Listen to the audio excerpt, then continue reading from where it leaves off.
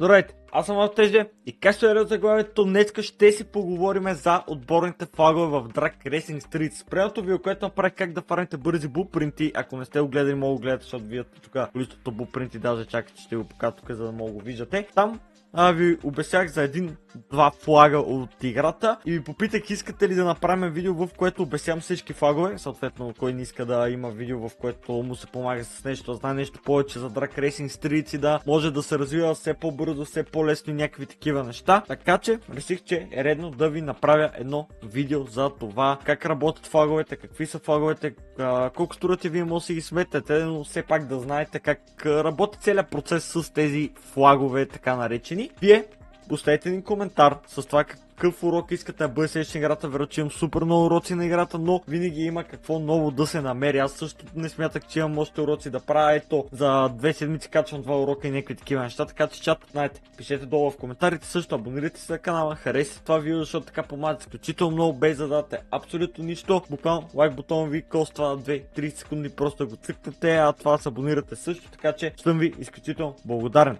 Така, сега, знаете, аз имам отбор с абсолютно макс флагове. Сега ще обясня, защото тук едно и флаг че липсва, защото някои хора са, но това не са макс флагове, един флаг ти липсва, ангелов мизерник такъв. То флаг липсва по друга причина. Важните флагове са, както и да те тук мъничките, които може да си купувате с нормалните си парички, тези жълтите, а другите вече искат комбинация между зелени и жълти. Ако се чуете как примах 155 милиона и 200 хиляди зелени, това е отборната каса, която също ще бъде малка част от това видео, така че ще ви обясня абсолютно всичко. Така, сега дайте да после с отборната каса. Отборната каса, ето както виждате, е каса, която хората...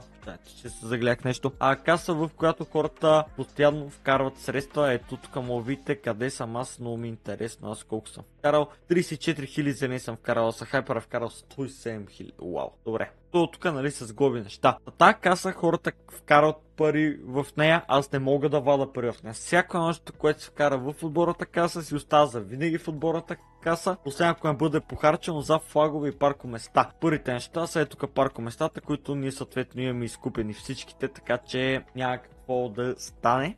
И вече не мога да харча там пари да изкупам още места. До това и да следващото нещо, което са самите флагове, които можете да си купувате, които, както мога да обърнете внимание, тук при мене изтича след 12 часа и 4 минути. Ето го флага, който не съм закупил, и абсолютно всичките по едно и също време изтичат с някаква разлика от 20 секунди, докато успя да ги настигна всичките ги купя. Един флаг, като го закупите, е валиден 7 дни. Де факто давате ресурс 7 дни това, и пак затова в отборите, които участват, имат такава седмична такса, за да могат да купуват тези флагове. Така, сега нека започнем с първия флаг и втория, защото за тях вече сме говорили в предното видео. Ако не сте го гледали, го гледайте. Първия ви дава 20% повече коин при Race Victory, демек при победа на състезание. Това не е само при Road Rules и босове и такива неща. Дори когато играете турнаменти, ви дава 20% повече от нея точки. Де факто вместо 10 получавате 12 такива точки. Increase Blueprint Rate Drop е да ви помогне да повече и по-хубави blueprinti с 10% да ви се падат. Това са двата флага, които започнахме, говорихме още в началото. Само набързо ви напомня, че можете да се възползвате от страхотни намаления в Danieli компютър с промокод H2. Точно така, промокод H2 ви осигурява 20% отстъпка на услуги и 5% при покупки. Какво ще рече това? 20% за това ви преинсталират компютъра, ви го почистят, PlayStation и лаптоп и каквото е да било, а пък за покупка тези 5% е за това да си купите нова мишка, клавиатура, компютър, да ви направят конфигурация, каквото е да било. Така че може да сторите с тях в TikTok или пък във Facebook или на място в град Перник. Ако пък искате да гледате още контент, който по принцип аз правя, може да гледате в TikTok Danieli компютър, защото там също правиме живи излъчвания, помагаме на хората, така че да, полете промокод HD, така ще си спестите пари при инсталации, при каквото и да е било, пък и така помагате на канала. Следващия флаг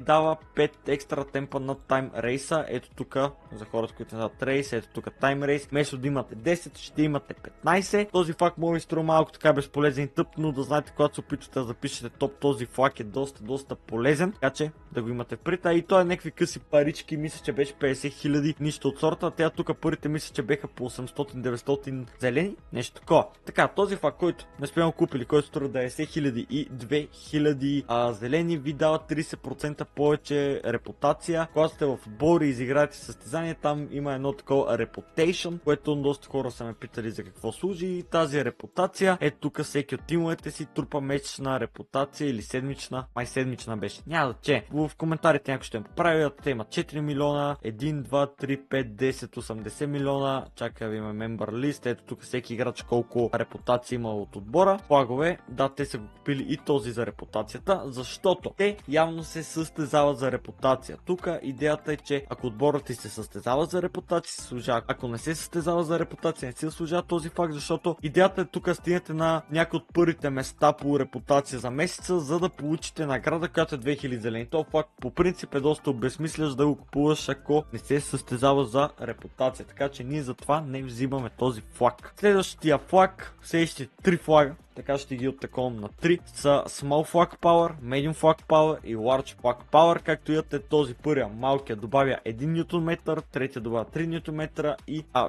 втория добавя 3 Нм и третия добавя 9 Нм. Тези флагове могат да се стакват, както виждате, че пише, и идеята на това стакване е, че ги закупите и трите. Всеки ви дава определен брой нютон-метри, което ви дига конете. Общо като ги купите тя 3 флага с останалите флагове, мисля, че дигате нещо от сорта на 400 коня, нещо такова, което не е никак малко. Но на какъв принцип работи това? Аз в началото си мисля, купуваш го малкия, решаваш да купуваш средния, купуваш големи, а не ги купуваш трите. Но се оказа, че като ги купувате трите, успявате да вдигате повече коне, което е правилен начин. Иначе не е проблем, ако сте нов отбор, да купувате само малкия, което беше, мисля, че 50 000, както казах, то после мисля, че беше 900 зелени и другия вече 2000 зелени, нещо такова. Аз отдавна не съм гледал. Като ги купувам, я чакайте тук на History, аз мога да ви кажа колко са. Аз, нали, и закупувам. Така, ето смал. Значи, малкият флаг е 25 000 даже.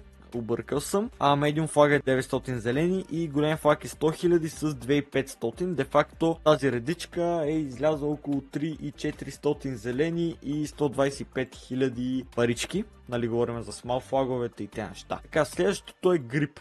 Тук има абсолютно същия принцип, 1 екстра грип, 2 екстра грип, 7 екстра грип, което съответно помага изключително много на колата, пак се стакват, цената им е абсолютно същата помежду другото, абсолютно същия принцип. И третите флагове, които станаха, флаговете, които ви отмалят килограми от колата, което също е доста полезно, защото така колата ви става с повече horsepower на тонника, сте си добавили низометрите и грипа и се получават тези неща, които просто бустат колата изключително много. И те са на същата цена. Общо ето да купите тези всичките флагове, мисля, че нямаше нещо от сорта на около 10 000 зелени, не си спомням, чакайте име. Тук би трябва да пише така: флага за коновете 500 и флага за булпринтовете 800, ето ги цените, плюс-минус 10к да отнемаше абсолютно нещо такова, плюс-минус, нали? Така че тези флагове са изключително важни. Като си дойдете тук на колата, виждате как нещата сетят в зелено. Това е, че имате активиран флаг. Виждате как Max Power е по-голям, грипа е по-голем и как килограмите са по-малки. Виждате, това е голф, който търви 800 кг и е 5000. Кой е малко нереалистично, много има. Така че, общо взето, надявам се видеото да ви е помогнало, като съм ви обяснил флаговете, кой как, за какво се ползват тези флагове. И моята препоръка, ако сте нов отбор, задължително купувайте малките флагове. Те са абсолютно задължителни. Като съберете съвсем малко ресурс, повече са медиум флаговете и после вече така като понапреднете вече в играта, купувате големите флагове, затова сметат различния брой такси и не си правите таксите солени, просто ги светете така на бройката на играчите да успявате да си поддържате флаговете, което ще бъде полезно за вас, за всеки, който дойде в отбора. Така че надявам се това видео да ви е било полезно. Знаете, пишете в коментарите, пак казвам, какъв да бъде следващия урок на Drag Racing, ако нямам такъв урок, да заснема такъв урок, да направим това. Говорите, гледайте това видео, абонирайте, лайкайте и до скоро!